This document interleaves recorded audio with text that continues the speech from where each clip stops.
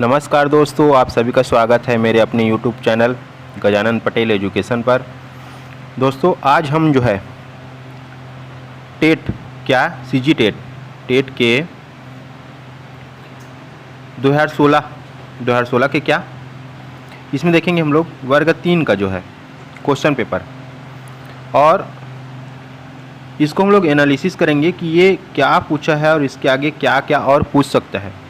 मैं आपको एक बात बता दूं, ये जो आपका व्यापम है और ये आपका ये पीएससी है, ये जो है जिस टॉपिक से पूछता है या जिस क्वेश्चन को पूछता है इसको बार बार क्या करता है, रिपीट करता है।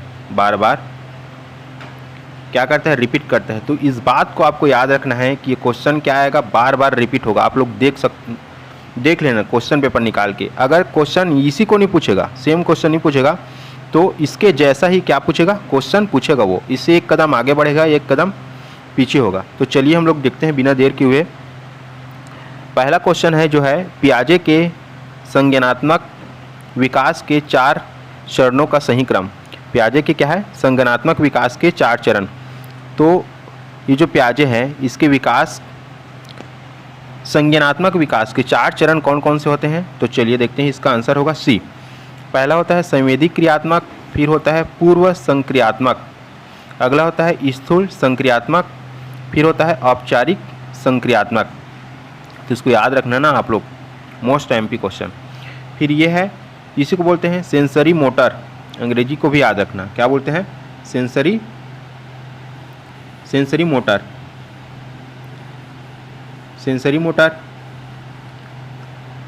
फिर क्या बोलते हैं इसको, प्री ऑपरेशनल, फिर क्या बोलते हैं कंसरेट ऑपरेशनल, फिर क्या बोलते हैं फॉर्मल ऑपरेशनल। तो चलिए इसके बारे में देखते हैं। मैं आपको बता रहा हूँ ना, व्यापम हो चाहे पीएससी हो, रिपीट जरूर करता है। बार बार क्या करता है, वो रिपीट करता है क्वेश्चन को, क्या करता है, रिपीट करता है। तो हम लोग जो है इसी अप्रोच में आगे क्या करेंगे, पढ़ाई करेंगे। मैं कोशिश करूँगा कि जो एक वीडियो में आपका एक क्वेश्चन हो जाए, इस प्रकार से मैं कोशिश करूँगा। जितना भी इम्पोर्टेंट टॉपिक है उसको हम लोग पहले पढ़ेंगे, क्योंकि अभी आपका टेट जो है 18 तारीख को होने वाला है, तो उसके चलते देखेंगे। और दोस्तों जो है इसका पीडीएफ अगर आपको चाहिए तो आप मेरे टेलीग्राम चैनल से जुड़िए। गजानन पटेल एजुकेशन के नाम से टेलीग्राम चैनल, गजानन GAJANAND, ठीक, क्या PATEL, गजानन पटेल एजुकेशन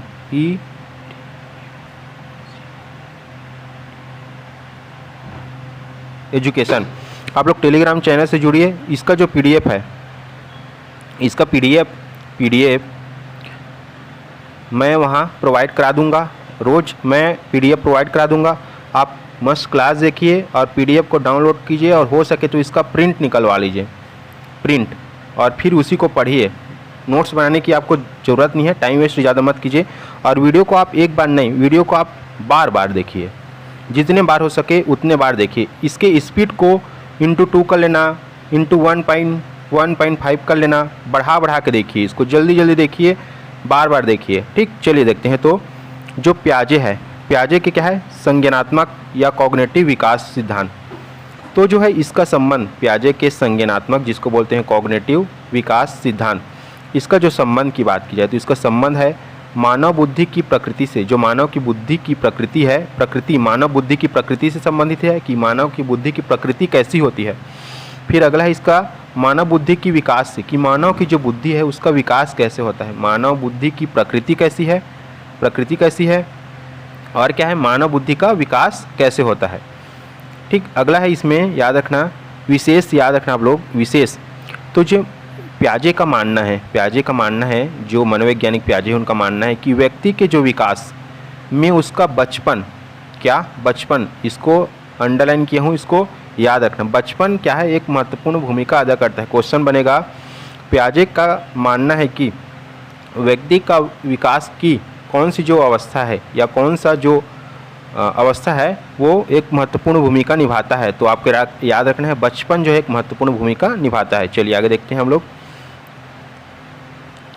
अब इसमें जो सिद्धांत है, ये सिद्धांत क्या बताता है, तो याद रखना ये सिद्धांत जो है मानव ज्ञान जो है क्रमशः कैसे अर्जित करता है, मानव जो है ज्ञान को कैसे अर्जित करता है उसके बारे में बताता है।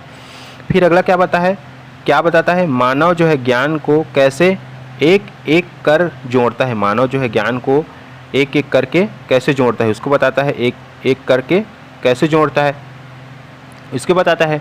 फिर क्या बताता है, ये जो है इस ज्ञान को क्या है, इस ज्ञान को कैसे उपयोग करता है, कैसे उपयोग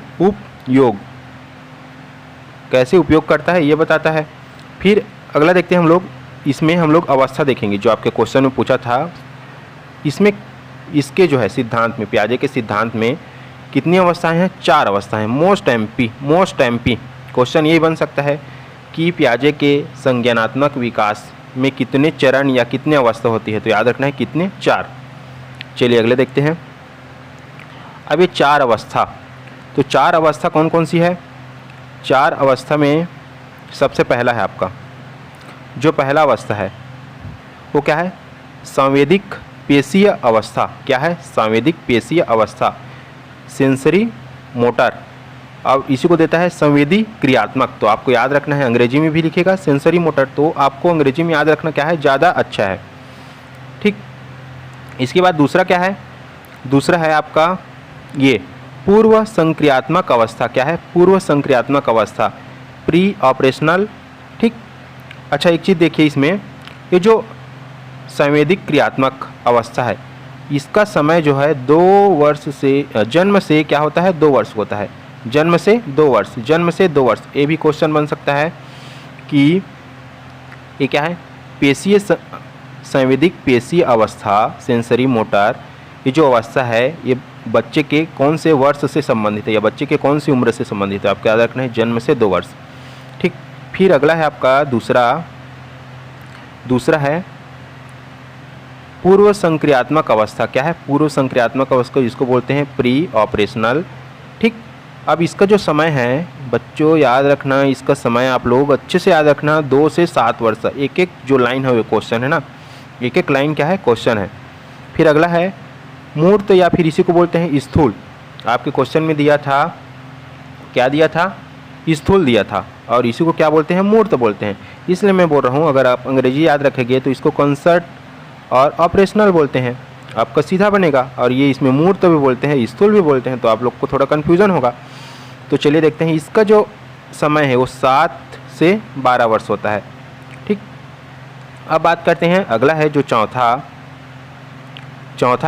क्या है, अमूर्त या जिसको बोलते हैं औपचारिक संक्रियात्मक अवस्था। क्वेश्चन में आया था औपचारिक, और इसी को अमूर्त बोलते हैं। फिर दिक्कत होता है आपको, और अंग्रेजी में सीधा एक ही शब्द बोलते हैं, फॉर्मल ऑपरेशनल। क्या बोलते हैं, फॉर्मल ऑपरेशनल। और जो इसका उम्र है वो है 12 वर्ष से 15 वर्ष तक, मोस्ट एमपी ना। चलिए देखते हैं, एक एक लाइन क्वेश्चन है, इसको इस प्रकार आप लोग बनाना चाहो तो बना सकते हो। ये जो 4 अवस्था है पियाजे के जो है क्या है, विकास के 4 अवस्था, वो कौन कौन से हैं। पहला हम लोग देखें अभी, संवेदी या क्रियात्मक, दूसरा है पूर्व संक्रियात्मक, और तीसरा है स्थूल या मूर्त संक्रियात्मक, और फिर क्या है, चौथा क्या है, औपचारिक या अमूर्त संक्रियात्मक। ठीक, तो आप लोग जो है इसका PDF, जिसको भी चाहिए PDF, तो पहले तो आप लोग YouTube चैनल को क्या कीजिए, YouTube चैनल का नाम है ये गजानन पटेल एजुकेशन। इसको ज़्यादा से ज़्यादा क्या कीजिए, सब्सक्राइब कीजिए, लाइक कीजिए, फिर क्या कीजिए, दोस्तों के साथ शेयर कीजिए। ठीक, और जो है इसका PDF चाहिए आप लोग को, अगर PDF चाहिए PDF तो टेलीग्राम चैनल से जुड़े। टेलीग्राम चैनल का नाम भी सेम है, क्या है, गजानन पटेल एजुकेशन, इस नाम से PDF बना है। मैं इसमें बहुत सारी चीज़ें आपको प्रदान कर रहा हूँ या प्रोवाइड करा रहा हूँ, जो आपके बहुत हेल्प करेगा। एक टेट में हेल्प करेगा और एक टीचर भर्ती में हेल्प करेगा। ठीक, तो चलिए आगे देखते हैं। पहला है, आज ये है पहला देखिए हम लोग क्या देखें, संवेदी क्रियात्मक या संवेदिक पेशीय अवस्था। ठीक, जिसको बोलते हैं सेंसरी मोटर। और जो इसकी उम्र या समय, ये क्या होता है, जन्म से 2 वर्ष। याद रखना, एक एक चीज़ क्वेश्चन है, जन्म से 2 वर्ष, इसी को पूछ सकता है, संवेदी क्रियात्मक। जो अवस्था है उसका समय कब से कब तक होता है, तो उसको समय होता है जन्म से 2 वर्ष का। फिर अगला है, इसमें जो है बच्चा अब ज्ञान को कैसे अर्जित करता है इस अवस्था में, तो बच्चा इस अवस्था में संवेदनाओं के माध्यम से करता है और शारीरिक क्रियाओं के माध्यम से ज्ञान को अर्जित करता है। मोस्ट टाइम पे क्वेश्चन ना इसको पूछ सकता है।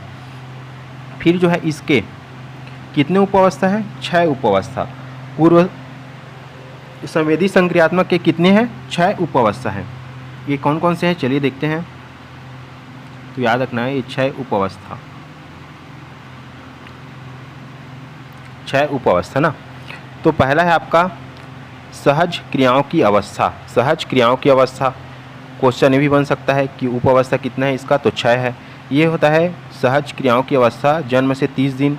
फिर क्या होता है प्रमुख वृत्तीय अनुक्रियाओं की अवस्था, ये होता है 1 माह से 3 माह। अगर याद नहीं हो रहा है एक बार में तो आप वीडियो को क्या कीजिए, वीडियो को बार बार देखिए, बार बार देखिए वीडियो को, बार बार देखिए वीडियो को × 2 करके देखिए या × 1.5 करके देखिए। आप भगा भगा के देखिए, वीडियो की स्पीड को क्या कीजिए, बढ़ा दीजिए। आपके ऑप्शन में जो है यूट्यूब चलाओगे तो यहाँ पर आता है, यहाँ पर ऑप्शन किनारे में, यहाँ पर उसको टच करना, फिर जो स्पीड है उसको क्या कर देना, आप × 2 कर देना या × 1.5 कर देना, तो वो वीडियो जो है जल्दी जल्दी चलेगा। फिर आप लोग इसको बार बार देखिए तो जल्दी याद होगा। तो हम लोग देख रहे हैं उपावस्था। उपावस्था में क्या है, सहज क्रियाओं की अवस्था, यह है जन्म से 30 दिन का। फिर अगला है आपका दूसरा प्रमुख वृत्तीय अनुक्रियाओं की अवस्था, यह है 1 माह से 3 माह का। फिर ये तीसरा जो है गौण वृत्तीय अनुक्रियाओं की क्या है अवस्था है, ये क्या है 4 माह से 6 माह तक। फिर अगला है चौथा। चौथा क्या है, तो चौथा है, अब क्या रखना है, चौथा गौण स्कीमेटा की समन्वय की क्या है ये अवस्था है, ये क्या है 7 से 10 माह, याद रखना इसको।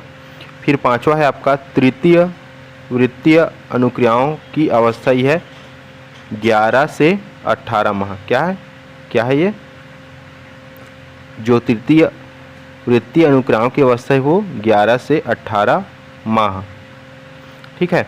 फिर लास्ट है आपका आखिरी ये मानसिक सहयोग द्वारा नए साधनों की खोज की क्या है अवस्था, ये है 18 माह से 24 माह तक। और जो याद रखने इसके आगे, अभी आगे और देखेंगे, आगे जितने भी और 3 प्रकार है उसका भी हम लोग डिटेल से देखेंगे। इसका वीडियो मैं जो है कल जो है आपको यूट्यूब चैनल पर प्रदान कर दूंगा। और इसका जो है पीडीएफ आप लोग मेरे टेलीग्राम चैनल से प्राप्त कर सकते हैं। थैंक यू दोस्तों। वीडियो को क्या कीजिए, लाइक कीजिए, सब्सक्राइब कीजिए चैनल को, और दोस्तों के साथ क्या कीजिए, ज़्यादा से ज़्यादा शेयर कीजिए।